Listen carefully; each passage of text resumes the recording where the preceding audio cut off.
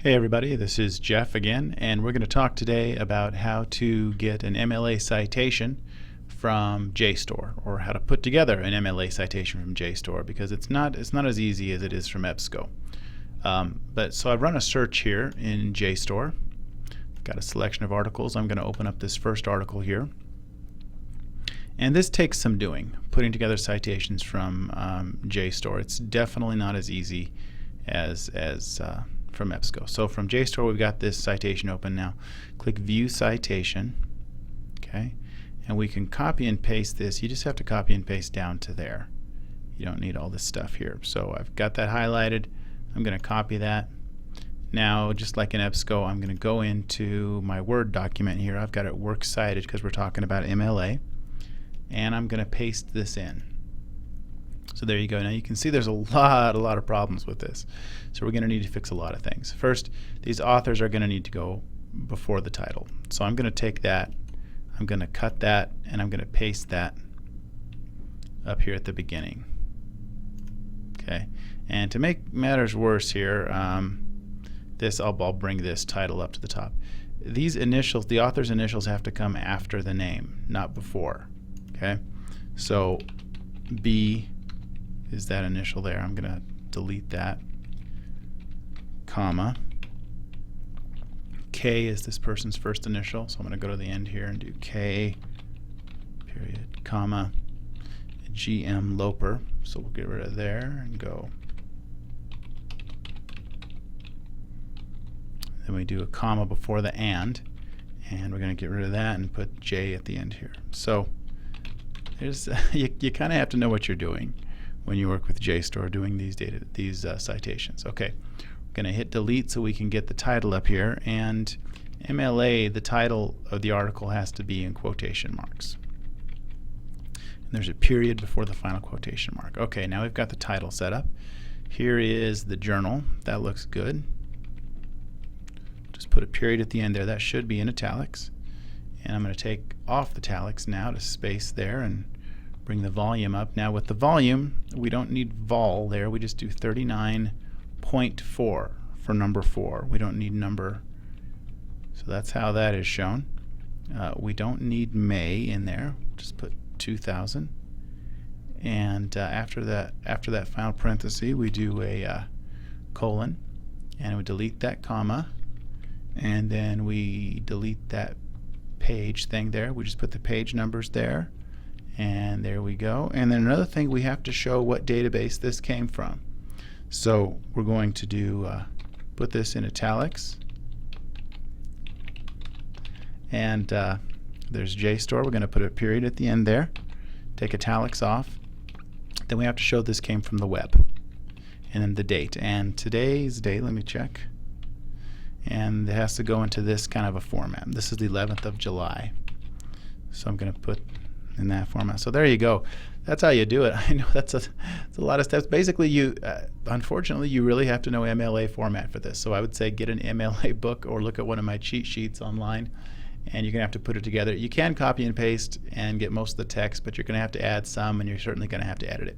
So now we've got all the text we need. We're going to have to put this in the right format. So we hit on paragraph, and the indentation looks good. We'll set this to a hanging indent. And sometimes when I've worked with citations from JSTOR, for whatever reason, it doesn't want to put it in hanging indent. So we'll see if it actually does it. Click double space. Let's see if it does it. And the citations from JSTOR do not want to do this. So I'm going to highlight this. I'm going to cheat this and see if I can make it go over there.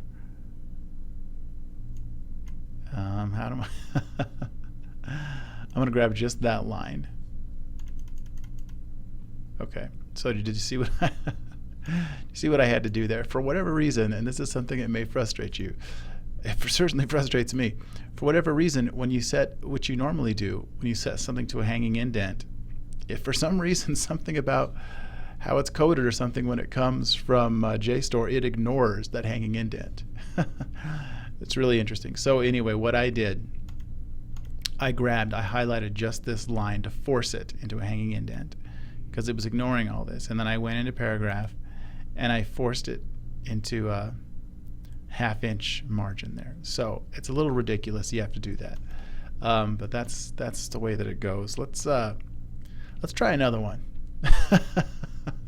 and let's see if it gives us that same problem. Let me take this back here. These are the kind of things you're going to experience, though. I mean, we're into this crazy world here of databases. Let's try another one here. How about I'm trying to find one that looks kind of standard. Okay. View the citation. This one they gave us the author's full name. That's good because they like to see that in MLA. Okay, I'm going to paste this in here.